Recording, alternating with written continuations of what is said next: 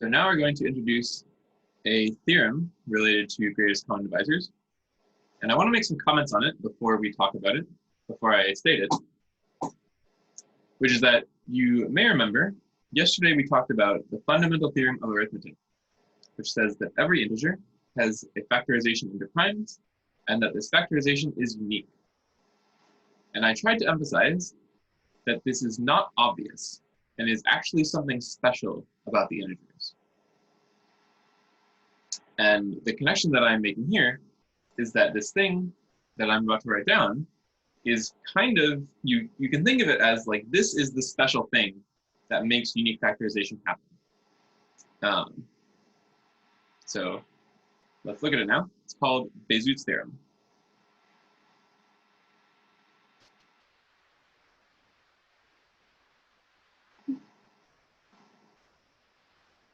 What does Bézout's theorem say? If A and B are non-zero integers, then there are integers s and t such that we get this equation s times a plus t times b is equal to the greatest common divisor of a and b. So what this is saying, essentially, is that if you have two non-zero integers, their greatest common divisor can be written as a linear combination of a and b.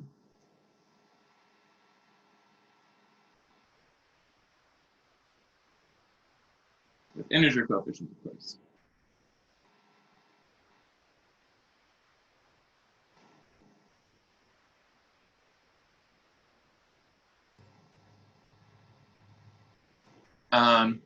Question, do both A and B have to be non-zero? Well, let's check it in that case. What if one of them is 0? Say B is 0. Then I think the theorem still works. It's just, it's easier even in that case, because your equation will look like you need something times A plus 0 equals the greatest common divisor, which is A. So I think you can find an S that works for this. No problem. So, okay, one of them can be 0, and that's no problem. But, may as well say it either way. So, for example, what kind of thing is the theorem saying? We saw that 17 and 22 are relatively prime. Their greatest common divisor is 1.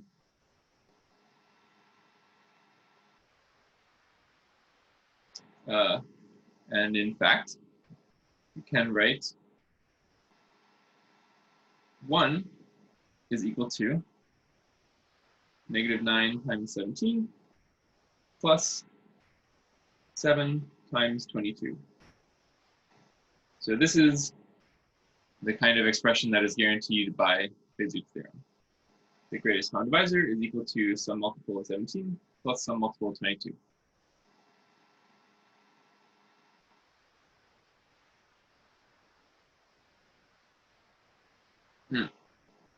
So let's see it prove this. Why not? All right, I'll leave it on the screen as long as we can, but it's going to have to disappear soon because I need space.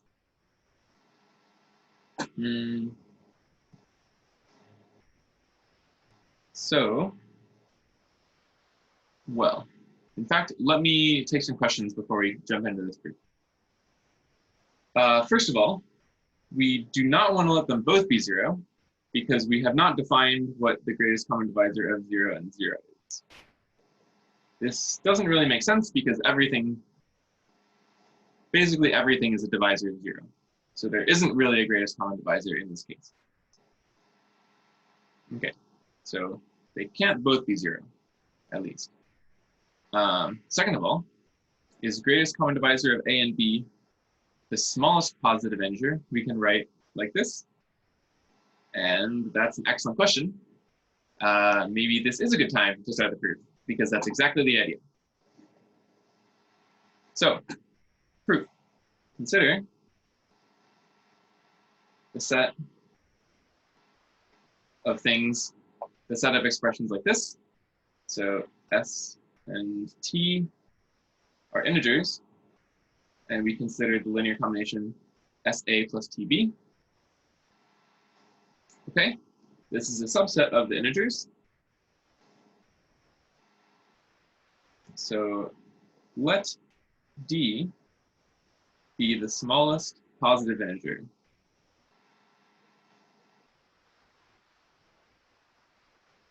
In this set.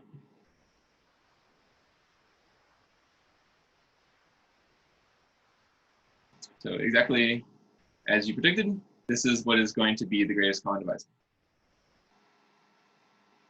And the fact, let me not say this, let me not write this down, but I'll say it out loud. There's a fact called the well-ordering principle. All right, I'll write it down temporarily.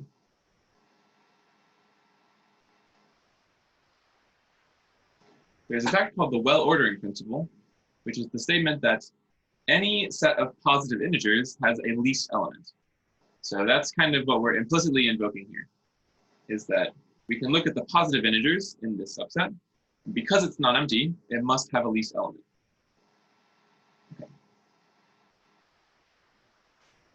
Okay. So look at all the linear combinations and look at the smallest positive one. We'll show that D divides the greatest common divisor of A and B, and the other way around. And if two numbers both divide each other, then they must be equal. So this will tell us what we want. So one of those directions is not as bad. Well, okay, let me write that down first. Which together show that B is equal to the greatest common divisor of A and B. And in particular, that will imply what we want, that it can be written in this form because it's an element of this set. Okay, so which one are we doing first? I think first we're going to show that greatest common divisor of A and B divides D. So why is this true? Well, this one follows pretty immediately from the divisibility rules. In particular, the greatest common divisor of A and B is a divisor of A and B. Fair enough. So it divides D because we can write it as a linear combination of A and B. And once again, our divisibility rules tell us that if you divide this thing and you divide this thing, then you must divide this whole linear combination. Okay, so that's one direction. The other direction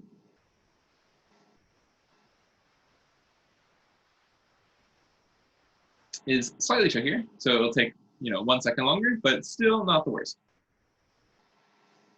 So this is the same as saying D divides A and D divides B. So just to say that again, what does it mean that D divides the greatest common divisor? Essentially, it just means that D is some common divisor. So the common divisors of A and B are exactly the divisors of this thing. Okay, so we want to show that D divides A and D divides B. So we'll actually do this by contradiction. Suppose it doesn't.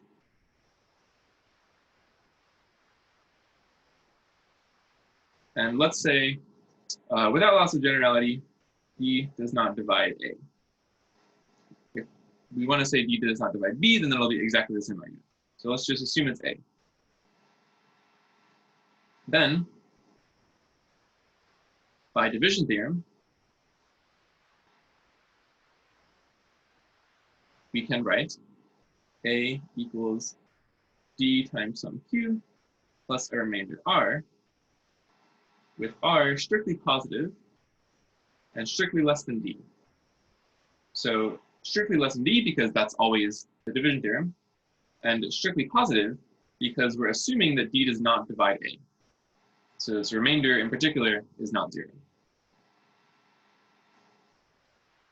But what do we find now? But now R is equal to A minus DQ, just from this equation. And D is something of this form, so we can plug that in. A minus Q times SA plus TB. So I'm just substituting this thing in for D in this equation. And the point is that now, let me just write this. Oh, I've made a mistake in my notes. I'm gonna have to freestyle it. How do we simplify this? This is 1 minus QS times A. I believe that's the A term. And then plus negative TQ times B. I believe that's the B term. But the point is that R, you remember, we're thinking about the set of all things that can be written as a linear combination of A and B. And we have just demonstrated that R can be written as a linear combination of A and B. So R is an element of our subset. And R is strictly less than D. And so 0 strictly less than R, strictly less than D, just repeating what we found up here. But the point is that, but we had assumed D was the least positive element.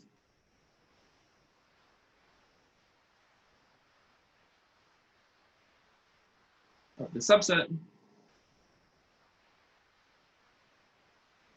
and that is a contradiction.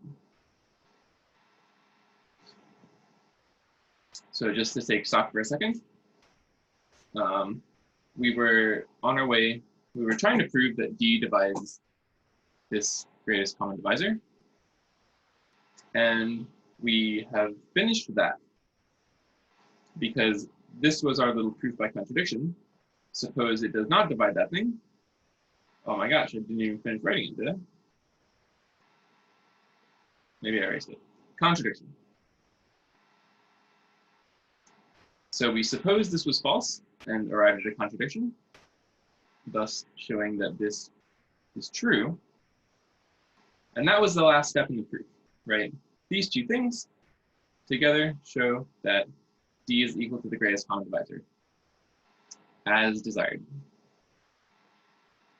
So that gives us a little box.